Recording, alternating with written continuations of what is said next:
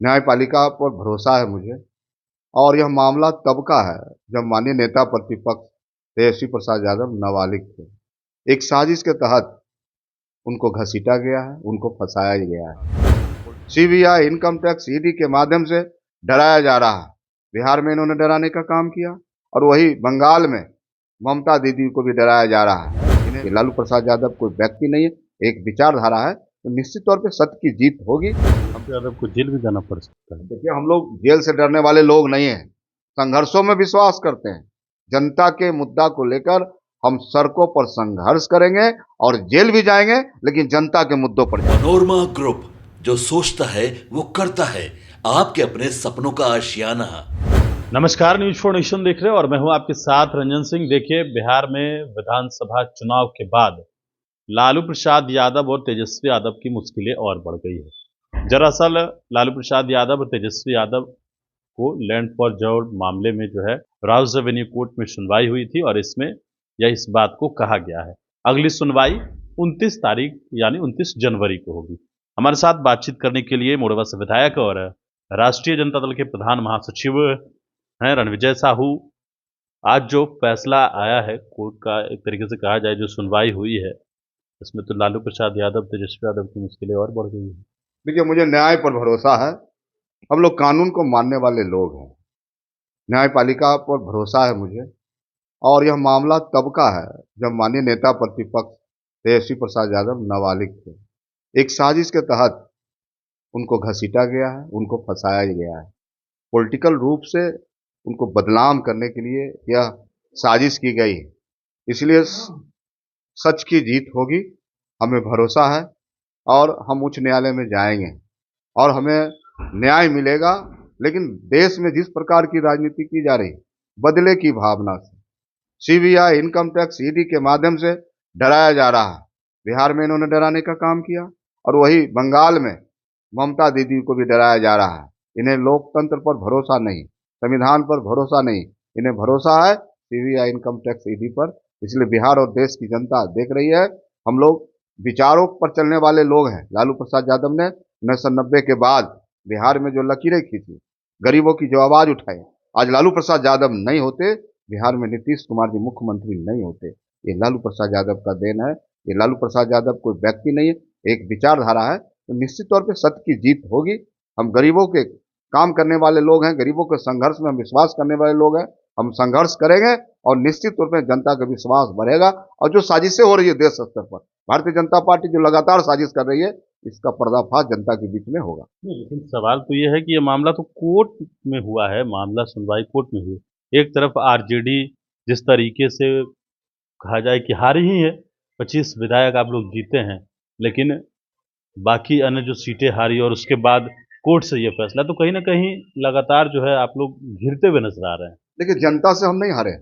आप जब देखेंगे बिहार में जो भी पॉलिटिकल पार्टी है, चाहे भारतीय जनता पार्टी है, जदयू हो, लोजपा हो, तमाम पार्टियां एनडीए की हो, और दूसरी जब देखेंगे राष्ट्रीय जनता दल, कांग्रेस, अन्य जो हमारे सहयोगी दल हैं, सबसे ज्यादा बिहार में अगर किसी पार्टी को बिहार की आवाम ने, बिहार की जनता ने आशीर्वाद दिया है, वह है राष्ट्रीय जनता दल। 1,15,00,000 से ज्यादा मत मुझे मिले। यह साबित करता है कि आज भी हमारे पार्टी और हमारे नेता का लोकप्रियता इस क्षेत्र में इतनी है कि उन्होंने बिहार के मुख्यमंत्री के तौर पर उन्हें मत देने का काम किया था। लेकिन जुगाड़ टेक्नोलॉजी में हम पीछे रह गए। हम गरीबों की पार्टी है, गरीबों के लोग हैं, गरीबों के बल हैं, उनकी आवाज है। लेकिन जिस प्रकार से बिहार में महिला सशक्तिकरण के नाम पर 10-10 हजार रुपये महिलाओं को दिया गया, तो बिहार की महिलाएं तो खोज रही है। माननीय मुख्यमंत्री जी बिहार यात्रा पर निकलने वाले हैं। बिहार की 4.5 करोड़ से ज्यादा महिलाएं मुख्यमंत्री जी से पूछना चाहती हैं कि माननीय मुख्यमंत्री जी, जो 10,000 रुपया महिला सशक्तिकरण के नाम पर मिला, वह मुझे रकम कब मिलेंगे। तो बिहार खोज रहा है, नौजवान खोज रहा है कि आपने अच्छे दिन की वादा किए थे, मुझे नौकरी नहीं मिली। बिहार के लोग पलायन कर रहे हैं। बिहार में कोई सुरक्षित नहीं है। पटना जैसे शहर में वो पोर्टल भी बंद हो गया है अब तो निश्चित तौर पे जो धोखा है ना, बिहार के महिलाओं के साथ धोखा है। इनके एनडीए में जो लोग हैं, मंत्री के पति उत्तराखंड में क्या बोलते हैं, महिलाओं की बिहार की बोली लग रही है। और बिहार के जो तमाम नेता हैं, चाहे चिराग पासवान जी हो, मांझी साहब हो, उपेंद्र कुशवाहा हो, भारतीय जनता पार्टी हो, जदयू हो, सब मुख दर्शक बने हुए हैं। बिहार की बहू बेटियों की बोली लग रही है, कोई देखने वाला नहीं, कोई सुनने। सत्ता के नशे में सब चूर ले, स्वार्थ में, लालच में कुर्सी सब पकड़े हुए हैं। तो बिहार की जनता देख रही है, देश की जनता देख रही है, और जनता बोलती नहीं है, जनता फैसला देती है।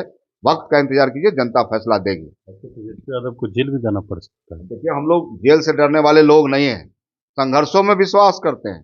जनता के मुद्दा को लेकर हम सड़कों पर संघर्ष करेंगे और जेल भी जाएंगे, लेकिन जनता के मुद्दों पर जाएंगे।